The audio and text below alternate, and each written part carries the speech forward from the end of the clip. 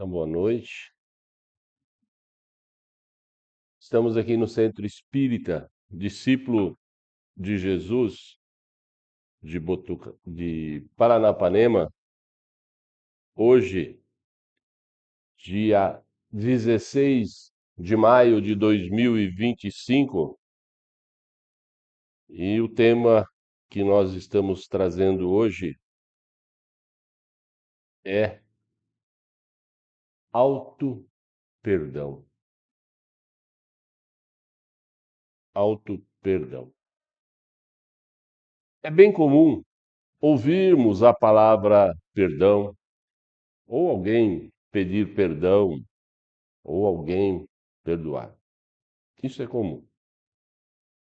Quanto ao auto-perdão, já é pouco comum ouvir falar, bem como é bem pouco praticado.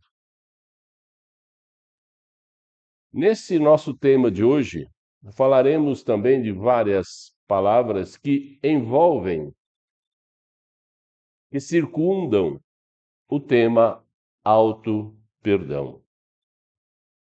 Comecemos com redenção. Redenção significa libertação de algo, libertação de alguém, de alguma situação negativa, geralmente envolvendo o pagamento de um preço. Então, quando se liberta alguém pagando o preço, isso se torna um resgate. Então, a redenção é semelhante a um resgate. No contexto bíblico, a redenção é amplamente associada à salvação da humanidade através de Jesus Cristo, que pagou com a morte na cruz o preço da libertação dos nossos pecados. A clemência. O seu significado refere-se à piedade ou misericórdia. Clemência, piedade, misericórdia. Esse termo tem origem lá no latim, e lá chama-se clementia, e significa moderação no momento da aplicação da justiça. Então, fazer justiça com moderação. Ela é uma tendência natural para perdoar os erros, as falhas, ou diminuir as penas e castigos impostos a outra pessoa. Então a gente ouve às vezes assim: o povo pede clemência, o povo pede indulgência para o prisioneiro condenado à morte.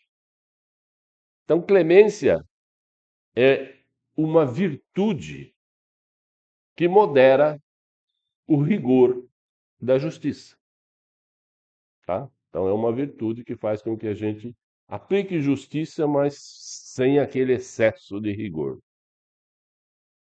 Outro termo é impoluto, que quer dizer não poluído, desprovido de impurezas, puro, imaculado, ilibado, que tem ou revela dignidade ou elevação de caráter, honesto, virtuoso.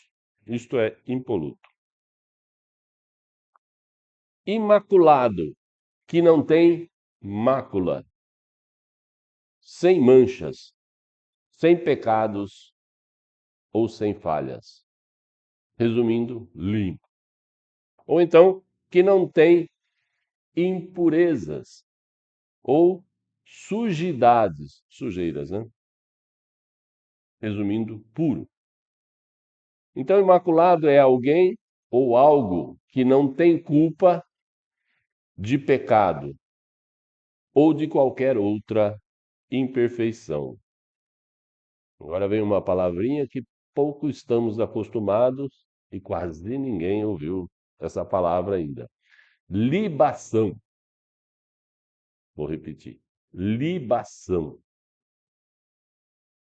Trata-se de uma oferenda em forma de ritual, derramando líquidos, quase sempre vinho ou água, homenageando a Deus ou a uma outra divindade.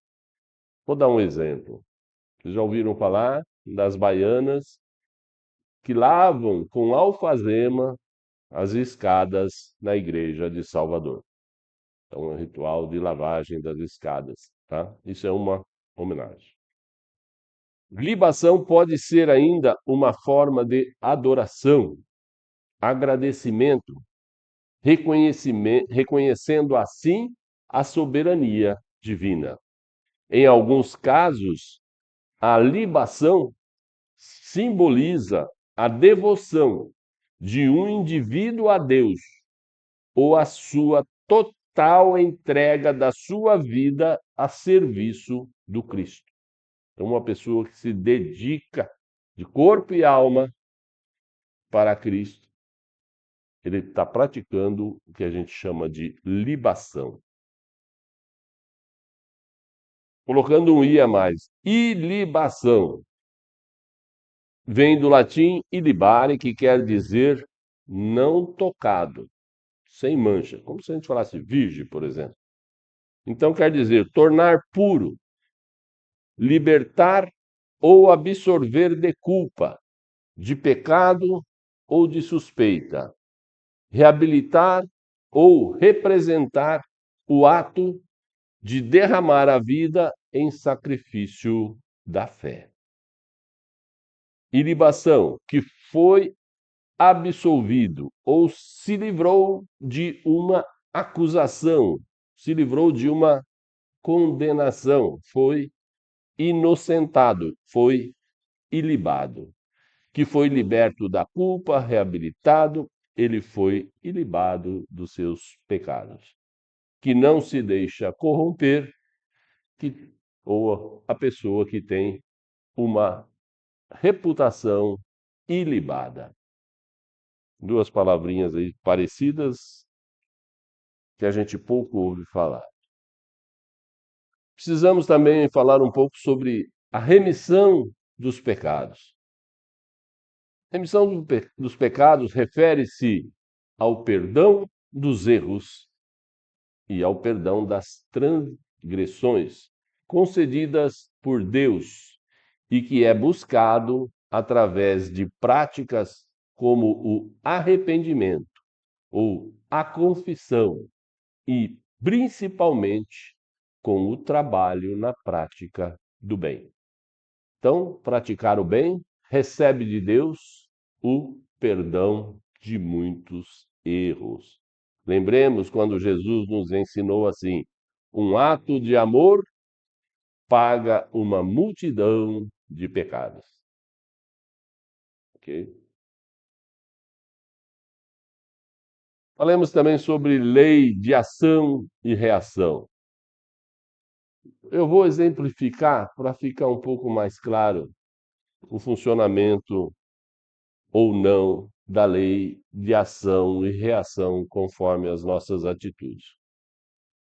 Vamos dar um exemplo assim. Quando um bebê de alguns meses, tá? 8, 10 meses, com a unhinha comprida arranha o rosto da mamãe, ela não vai repreendê-lo.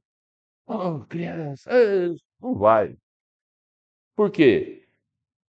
Porque a criança não vai compreender aquela repreensão. Se a mãe punir, bater na mão, não vai entender. Ela é muito jovem ainda. Aquilo vai só assustar a criança, mas ela não vai entender. Ela pode até passar a ter medo, mas não entendeu. Então, essa criança, nessa idade, ela é o quê? Ela é inimputável. Inimputável.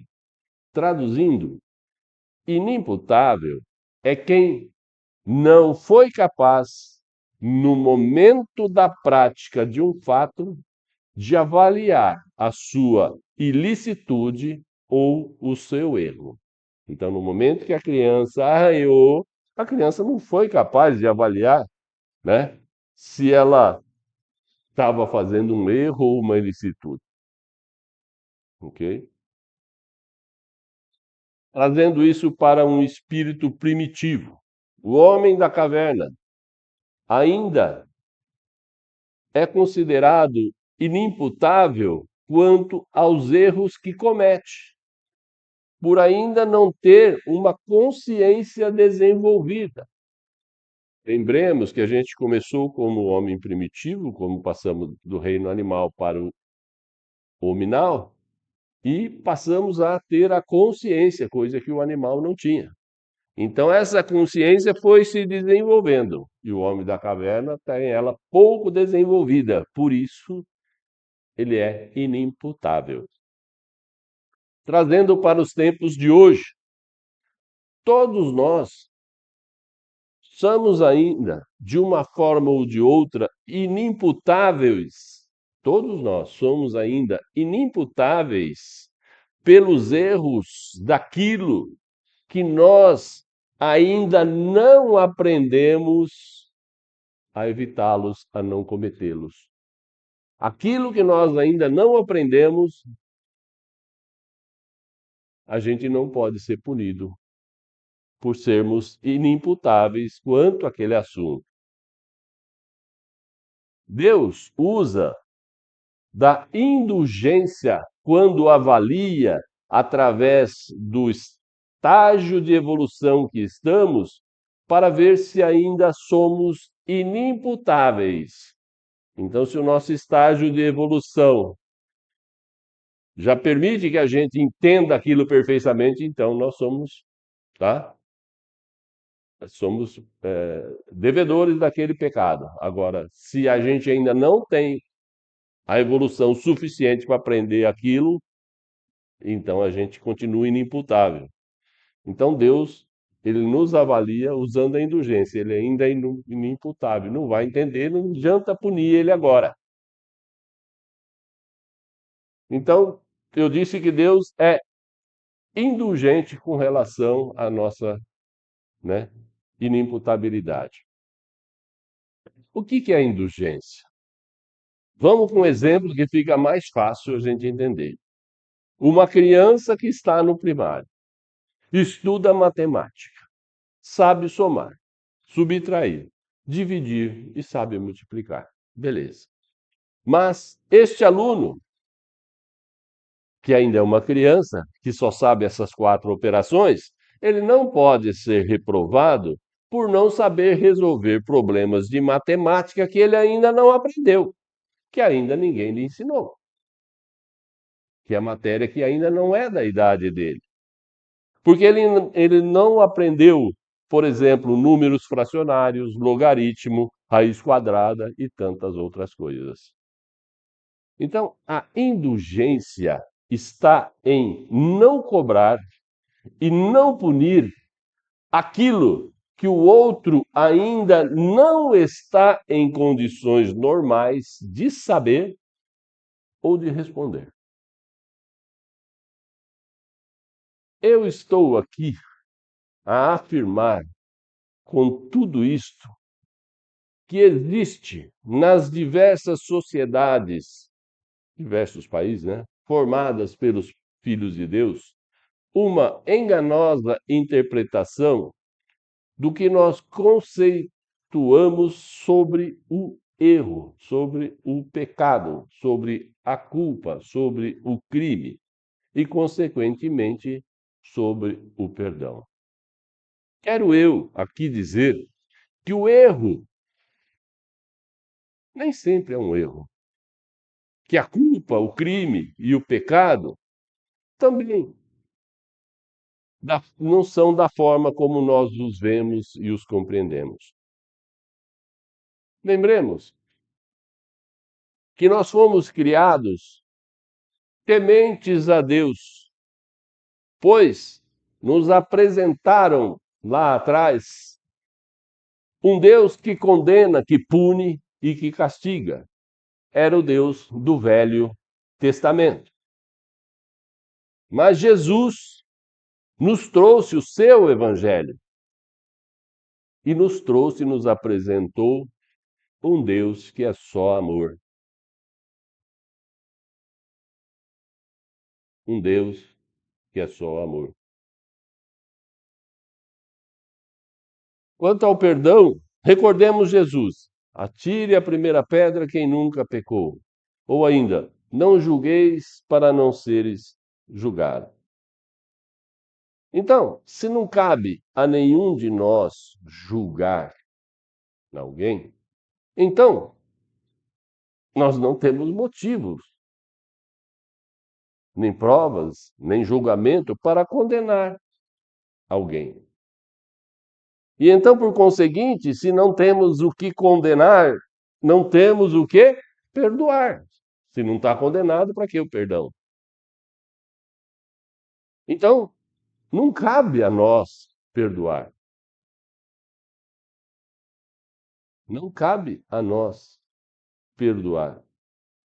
O direito moral de julgar cabe somente ao nosso Pai Criador.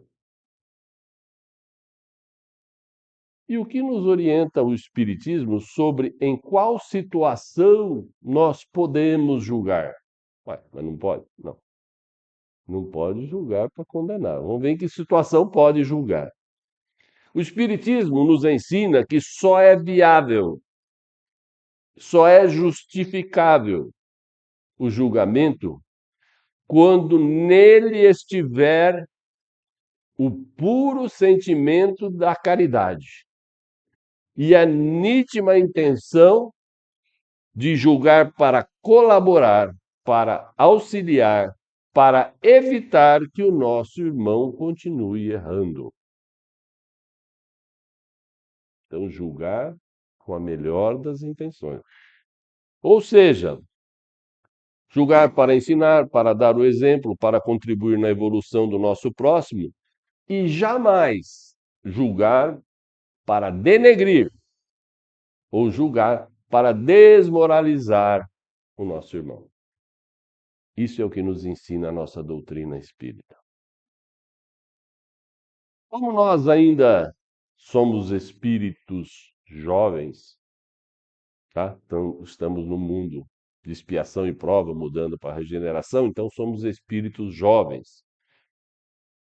Deus nos vê como espíritos jovens, ele nos enxerga como se nós fôssemos, vamos chutar exemplo de novo, outra vez uma criança. Deus nos enxerga como se fôssemos uma criança de 1 ano. Nessa idade de 1 ano, usando esse exemplo, a criança precisa fazer o quê? Aprender a andar, além de outras coisas. Ela precisa aprender a andar.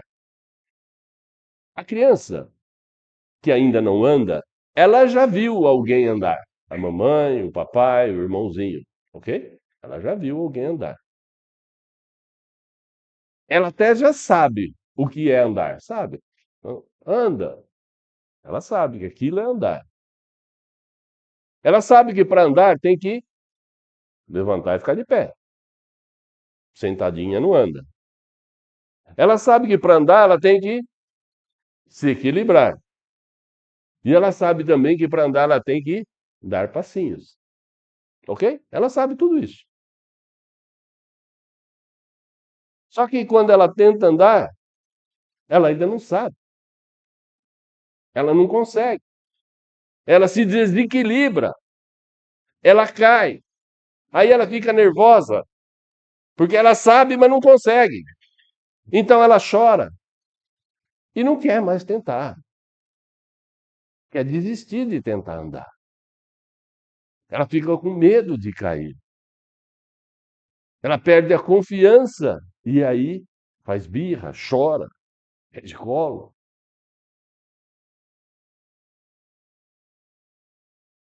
Entende? Associem isso com as virtudes que nós ainda não temos e que tentamos praticá-las e não conseguimos e nos revoltamos porque não conseguimos, mas nós sabemos como é que é a virtude. O que nós teríamos que fazer e que não conseguimos. Porque nós somos crianças espirituais que sabemos o que é andar, mas ainda não conseguimos andar. Alguém vai bater na criança porque ela não conseguiu andar? Não, né? Ela ainda é inimputável de castigo por ainda não aprender a andar. Então, gente, a queda, seja da criança ou nossa, quando a gente tenta praticar uma virtude, a queda é necessária que ocorra, para que a criança se esforce cada vez mais para se manter equilibrada, se manter de pé, evitando assim cair novamente.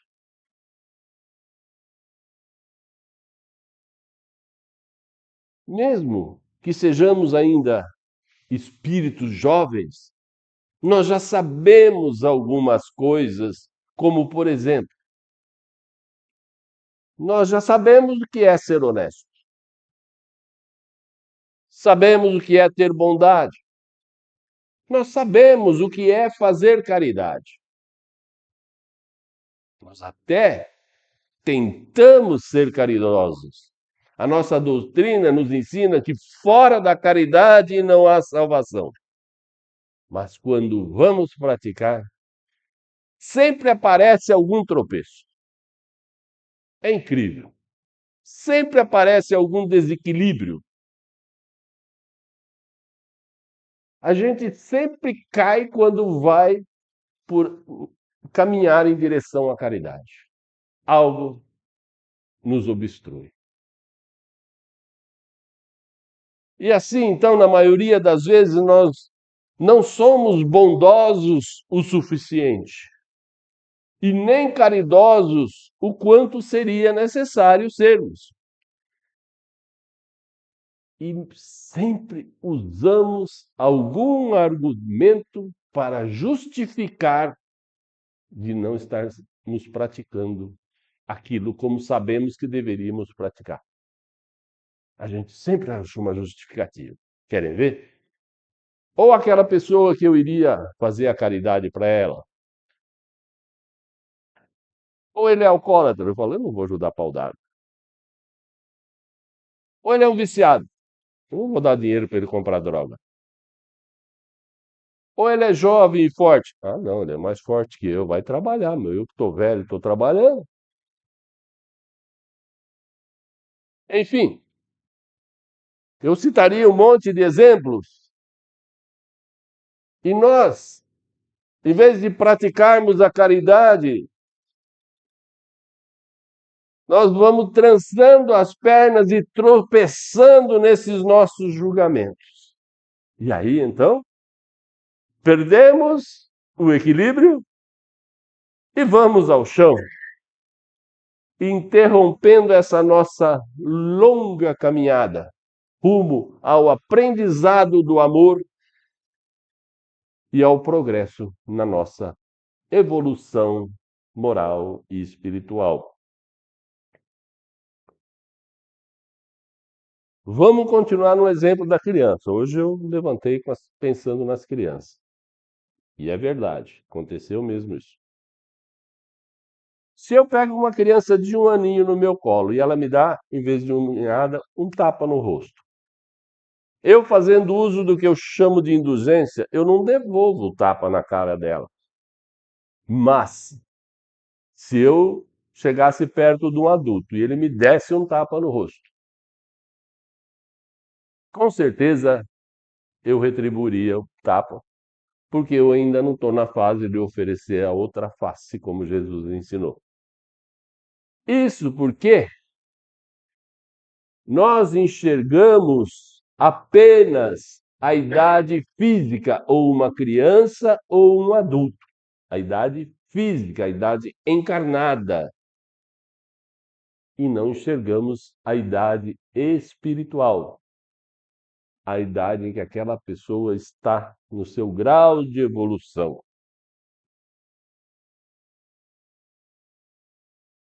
Um dia, num futuro, acho que não muito longe, não, no futuro até próximo, a maior parte da humanidade terá a mediunidade mais aflorada, bem mais aflorada.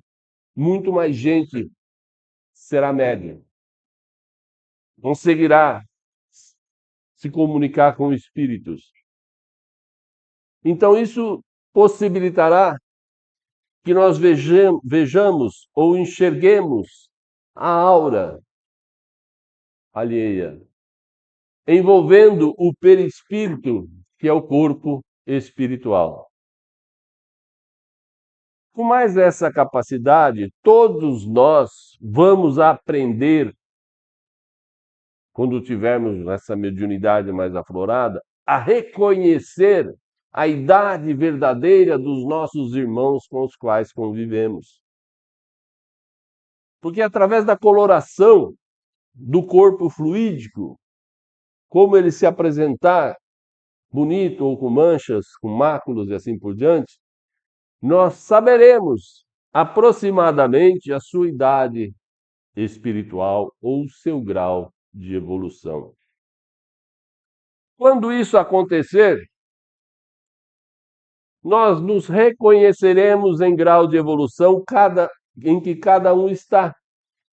Como se reconhecem numa escola, né, numa grande escola,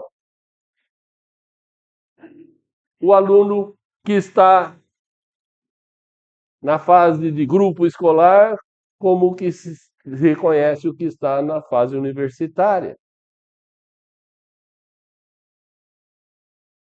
Essa mesma distinção que a gente faz entre um aluno num grau inferior de estudo e outro num grau superior de estudo, nós vamos também definir o grau de evolução de cada um daqueles que convivemos. É preciso lembrar que a doutrina espírita nos ensina que Deus permite a convivência de seres mais evoluídos com seres menos evoluídos, para que esses últimos, os menos evoluídos, aprendam com os exemplos e os ensinamentos dos primeiros, ou os mais evoluídos. Depois desse preâmbulo todo, desses exemplos todos, que nós usamos para o tema de hoje, entremos agora no auto-perdão.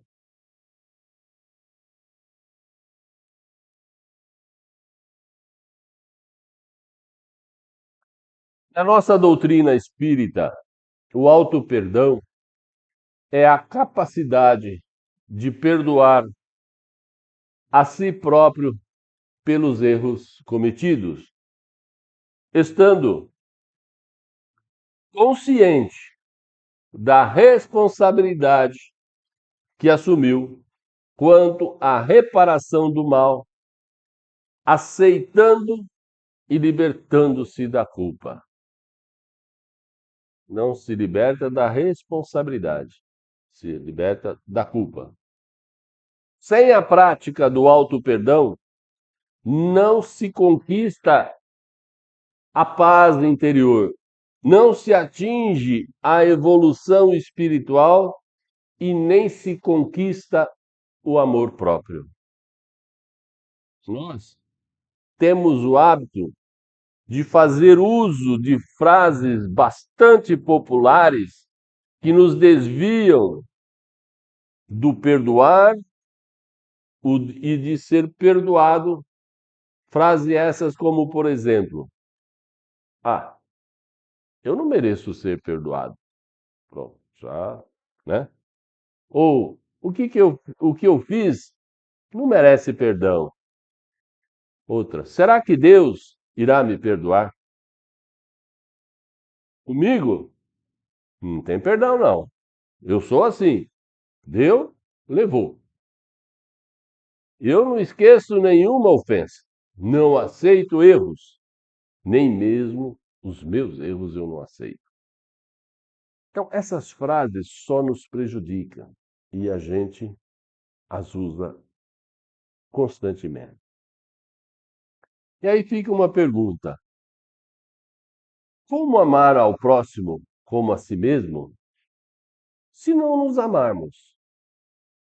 Se não sentirmos piedade e compaixão por nós mesmos?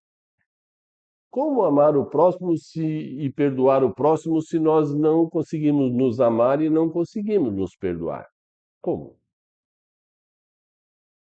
Nós sabemos que Deus nos ama incondicionalmente. Deus nos ama, seja lá o que nós formos, seja lá o que nós fizermos. Deus sempre nos amou e sempre vai nos amar. Ele nos conhece muito melhor do que a gente possa imaginar. Muito melhor que nós nos conhecemos, ele nos conhece. Mesmo nos nossos dias mais sombrios, quando até sentimos vergonha de Deus, vergonha de orar, Deus está lá por nós. Porque ele vê em nós, vejam bem, por que Deus está conosco o tempo inteiro. Deus vê em nós o potencial que nós temos. Ele vê em nós o que nós poderemos ser um dia.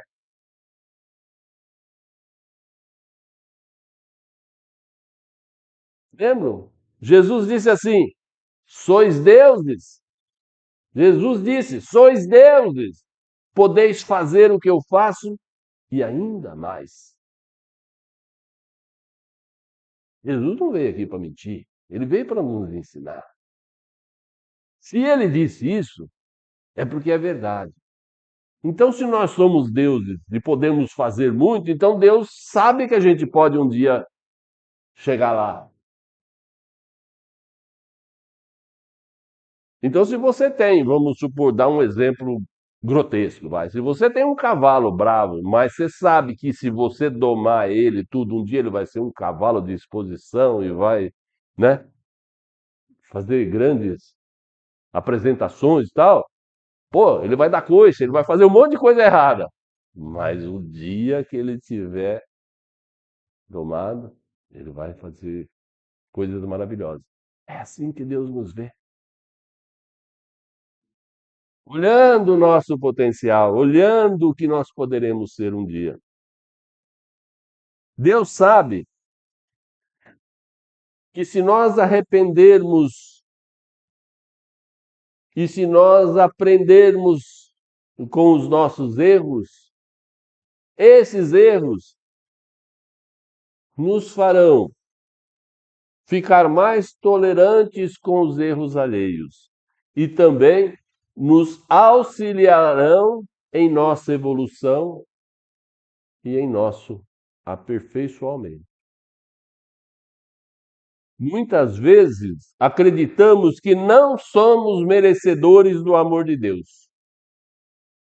E quando pensamos assim, nós vibramos uma culpa intensamente. E ao vibrar essa culpa intensa, nós facilitamos a aproximação de espíritos que vibram nessa mesma frequência do erro, da culpa. E eles contribuirão para o agravamento da nossa situação através da obsessão.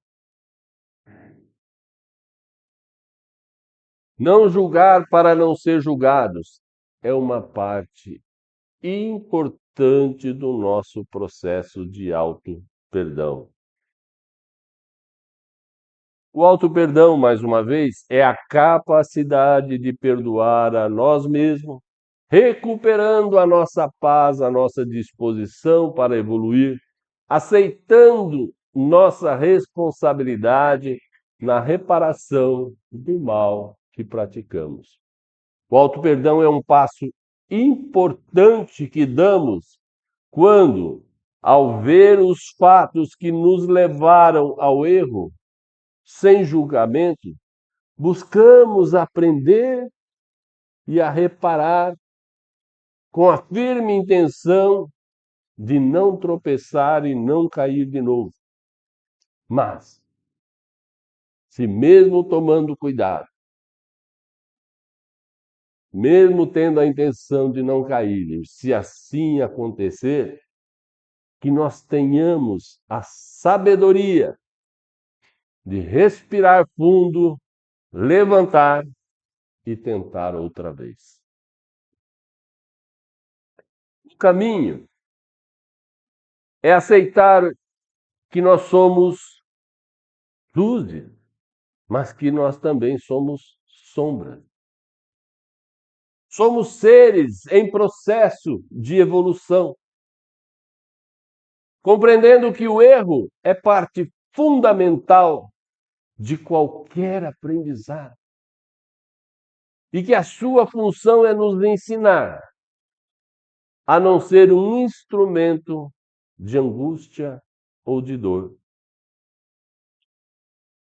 Quando nós aceitamos e assumimos a responsabilidade pelos erros que fazemos, deixamos de nos vitimizar e nos tornamos protagonista da nossa própria evolução. O auto-perdão fica mais próximo da gente conseguir praticar quando compreendemos que nem sempre faremos as melhores escolhas, mas sempre é possível refletir, analisar a nossa caminhada, identificar onde está o erro no caminho e redirecionar novamente a nossa meta. Enquanto a humildade abre portas, o orgulho é o grande empecilho para a prática do auto-perdão. Pois nós queremos aparentar, nós queremos ser vistos como pessoas perfeitas. E para isso, ocultamos os nossos vícios, as nossas sombras e os nossos erros. Não podemos permitir que o orgulho e a vaidade decidam as nossas escolhas. Se reconhecermos com humildade os nossos erros, abriremos caminho para uma mudança no nosso comportamento. O auto-perdão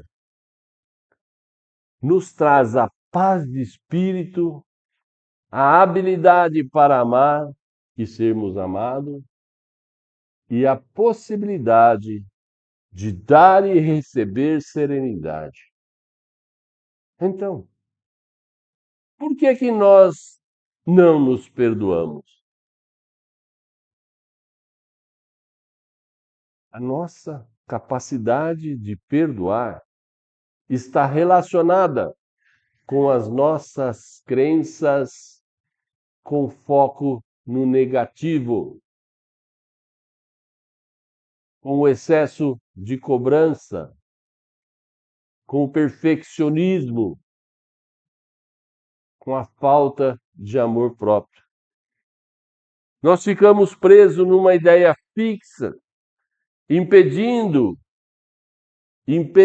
olha isso, impedindo com essa ideia fixa a aproximação de mentores, de guias, e acabamos nos tornando nossos próprios obsessores, nos punindo com mais severidade que qualquer juiz nos puniria.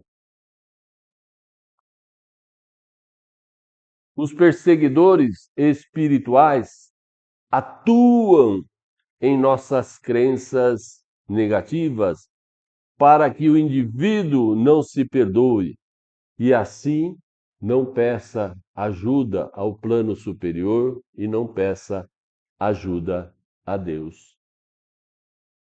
Perdoar a nós mesmos e aos outros é confiar que a vida é sempre sábia e que vamos compreender com o tempo. É nos permitir sentir o amor de Deus por nós, que está sempre à nossa disposição numa fonte infinita e que para sentir este amor precisamos sair da sintonia da culpa. Sair da sintonia da culpa. Quando nos perdoamos, começamos a sentir um alívio, pois nos libertamos do fardo pesado da culpa, nos libertamos da vergonha, nos libertamos daquela cobrança do perfeccionismo. E indo já para o encerramento, eu quero dizer a todos que me ouvem, meus irmãos, sejamos gentis, carinhosos, tolerantes, sejamos indulgentes conosco mesmo. Aceitemo-nos como somos, com coragem e humildade. Estejamos cientes de que os erros que ainda cometemos são parte do nosso aprendizado e podem nos levar a crescer mais rapidamente, se soubermos aproveitar a lição e a experiência que esses nossos erros nos trazem. Se aproveitarmos para aprender com os erros que cometemos, poderemos evoluir mais rapidamente. A aceitação dos nossos erros não nos exime da tarefa de reparar os erros cometidos. Nós vamos ter que pagar por esses erros, mas, uma vez aceitado, nós estaremos no sentido mais leves, mas o compromisso assumido, vamos ter que pagar. Afinal, em nosso estágio evolutivo, ainda não temos condições de não errar. O nosso estágio evolutivo não permite. Pela falta de conhecimento e aprendizado que ainda não tivemos tempo de ter, nós não conseguimos ainda não errar. Mas, repito, continuemos sempre procurando aprender com os erros e recomeçando sempre a cada erro. O amor não julga, o amor não condena e muito menos o amor não pune. O amor transforma nossas atitudes, nos libertando, nos incentivando, trazendo esperanças e fé no nosso Criador. E a receita para o auto-perdão e para perdoar o próximo, no meu modesto entender, está em ter uma boa compreensão da lei do progresso, uma boa compreensão da lei de ação e reação e uma boa compreensão da lei de reencarnação e, principalmente, da aceitação sem contestação de Deus e das suas infinitas virtudes. Saber perdoar é uma virtude. E é uma virtude tão importante que no alto do madeiro, no alto da cruz, observando a miséria moral da humanidade, observando o nosso turbilhão de pecados, o misericordioso Mestre Jesus fez ainda um último pedido a Deus.